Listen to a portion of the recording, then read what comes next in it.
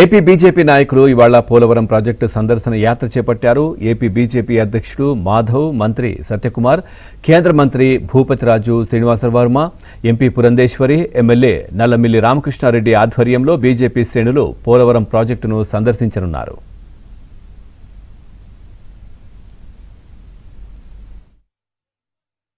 దీనికి సంబంధించి మరింత సమాచారం మా కరెస్పాండెంట్ రాజబాబు అందిస్తారు. రాజబాబు, ఓటు.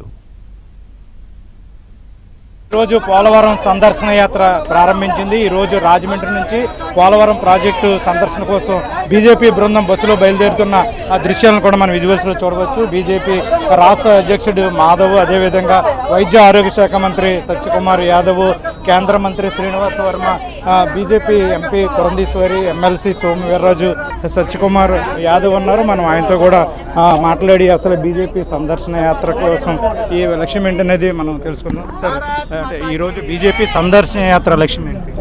సందర్శన లక్ష్యం ఎందుకంటే కొన్ని ప్రజల జీవనాడి పోలవరం అనే విషయం కొన్ని అందరికి తెలిసిందే, కొన్ని దశాబ్దాల కళ, ఇది నెరవేరలేదు. గతంలో 60 సంవత్సరాల పాటు కాంగ్రెస్ కేంద్రంలో రాష్ట్రంలో అధికారంలో ఉన్నప్పటికీ కూడా ఏనాడు కూడా పోలవరం ప్రాజెక్టు నిర్మించాలని ఆలోచన చేయలేదు.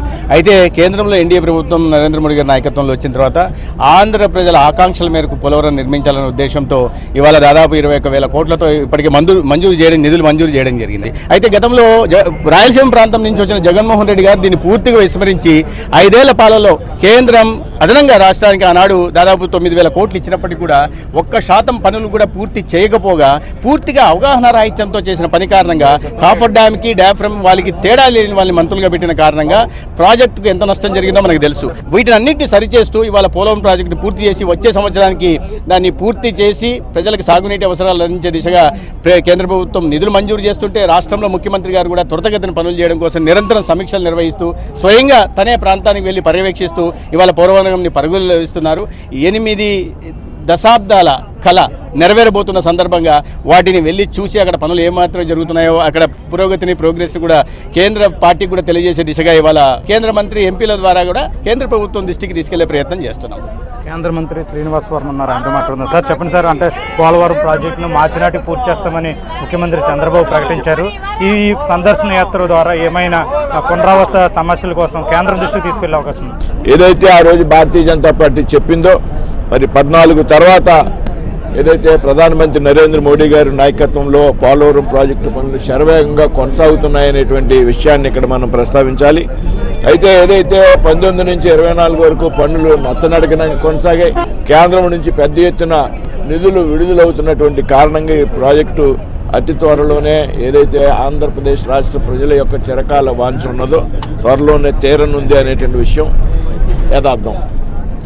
ఎమ్మెల్యే నల్లమిల్లి రామకృష్ణారెడ్డి ఉన్నారు, ఆయనతో మాట్లాడుతున్నారు. సార్, వైసీపీ పాలనలో రివర్స్ టెండర్ల పేరుతో అదేవిధంగా పునరావాస ప్యాకేజీల పేరుతో అవినీతికి పాల్పడ్డారు. ఈ సందర్శన యాత్ర తర్వాత డిమాండ్ చేసే అవకాశం ఉంది, అవినీతిపై దర్యాప్తు చేయాలని కోరే అవకాశం ఉంది. పోలవరం ప్రాజెక్టు ఏదైతే చంద్రబాబు నాయుడు గారు విభజిత ఆంధ్రప్రదేశ్ రాష్ట్రానికి మొట్టమొదటిగా ముఖ్యమంత్రి కాగానే పోలవరం ప్రాజెక్టుని ఒక ప్రతిష్టాత్మకంగా తీసుకొని ఆనాడు కేంద్ర ప్రభుత్వం సహకారం కూడా తీసుకుని దాన్ని తొందరగా పూర్తి చేయాలనే ఉద్దేశంతో ముందుకు వెళితే దాన్ని వైసీపీ ప్రభుత్వం విమర్శించడమే కాకుండా వారు వచ్చిన తర్వాత రివర్స్ టెండరింగ్ పేరుతో దాన్ని నిర్వీర్యం చేస్తే డయాఫ్రమ్ వాళ్ళు కూడా కూలిపోయిన పరిస్థితి వచ్చింది. పూర్తిగా అవినీతికి పాల్పడ్డారు.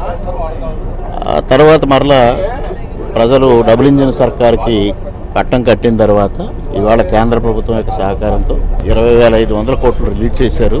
తప్పనిసరిగా జగన్మోహన్ రెడ్డి దీంట్లో చేసిన అవినీతి పైన విచారణ జరిపించాలనేది ఎట్టి పరిస్థితుల్లోనే అది జరగాలి. దోషులకి తగిన శిక్ష పడాలి.